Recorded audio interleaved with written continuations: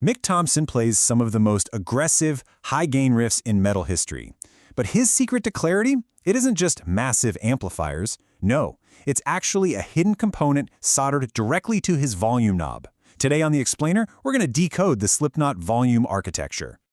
You know, when you hear that totally crushing, precise attack, it's so easy to just assume it's entirely born from walls of custom amps and insanely heavy-gauge strings, right? But a massive part of that signature clarity actually relies on a microscopic, completely hidden component. We're talking about signal engineering at its absolute finest here. It sits right beneath the volume knob, basically ensuring that every single pick strike cuts through a dense mix literally like a razor. Okay, let's dive into this. For most of us guitarists, the absolute second you touch your volume control to back off the gain, disaster strikes. The attack completely vanishes, your high end rolls right off, and all your definition just disappears. It's the worst. But for high production players, that tone remains razor sharp, literally no matter where that volume knob is set. So what does this all mean? To understand how they achieve this wizardry, we gotta look at the physics of the problem. Part 1. The forensic data. Accidental filters.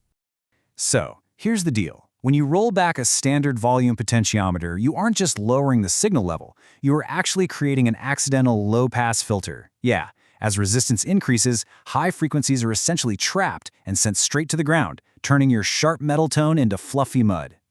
Think of your passive guitar pickup as a textbook RLC circuit that's actively working against you.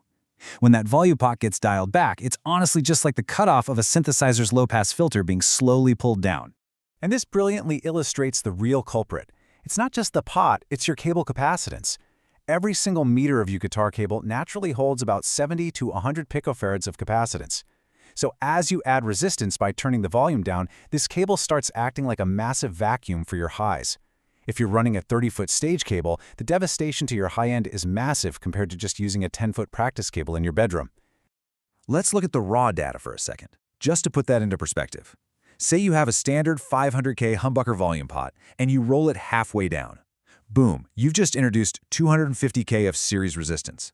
Combine that with just 5 meters of average guitar cable, and the math creates a brutal 1600 Hz high-cut filter. That frequency right there, that is exactly where the bite, the aggression, and the articulation of a heavy guitar riff live. And just like that, it's completely wiped out. Part 2. Signal engineering, the fix. All right, so how do we fix this? Well, high production players don't just go out and buy better cables. They use precision signal engineering, specifically the treble bleed circuit. By placing some very specific electronic components across the input and output lugs of the volume potentiometer, you create a bypass. It's basically a dedicated bridge that allows treble frequencies to literally bleed through to the output, completely ignoring the resistance of the volume pot. It's an absolute game changer. Now, there are two primary schools of thought on how to actually build this bridge. The Seymour Duncan method wires a capacitor and a resistor in parallel. This is incredibly effective at retaining brightness, but it does alter the taper of your pot, making the volume roll-off feel a bit more gradual. Then, on the flip side, you have the Kahneman method, which wires the capacitor and resistor in series. This preserves the natural taper of the volume control, but it alters the tones slightly differently, letting just a bit more mid-range pass through the gate. Part 3. The Home Builder Blueprint. Okay, let's move to and see how this builds, because here is the exact concrete blueprint to modify your own rig. Step 1. You need to completely bypass the filter. You do this by soldering a capacitor and a resistor in parallel right across the input and output lugs of your volume pot. Step 2 is your component selection. This is absolutely crucial. For active pickups or really high-output passive pickups like Mick's, you must use a 0.002 microfarad capacitor. Do not guess on this. This specific value ensures that the exact right frequencies remain sharp and present when you roll back.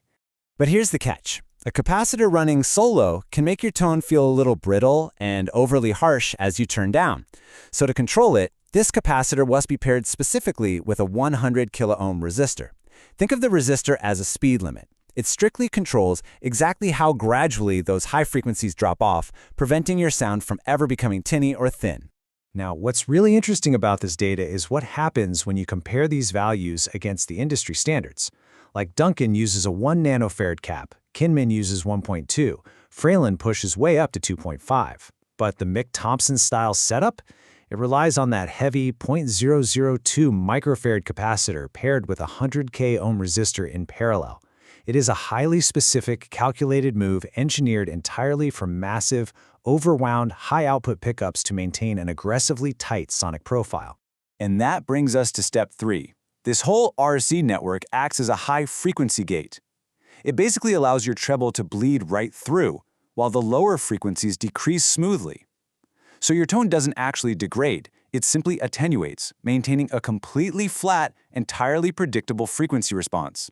So the crucial point is this: the final sonic result is total note separation at absolutely any volume level. When you're pushing a high-gain amplifier to the absolute limit, you can roll that volume knob back to a 4 or a 5 and still retain a completely punchy, articulate, and percussive attack without losing even a fraction of your edge. The days of dealing with muddy, compromised tone are absolutely over. The physics are completely clear. The math is proven. Stop guessing with your gear. Start engineering it. You now have the exact blueprint to take total, absolute control of your instrument's output. The only question left is, how many aggressive frequencies are you unknowingly bleeding out of your rig right now? It's time to get the components, grab a soldering iron, and fix your signal path for good. Subscribe to the Tone Manual for more deep dives, and we will catch you next time.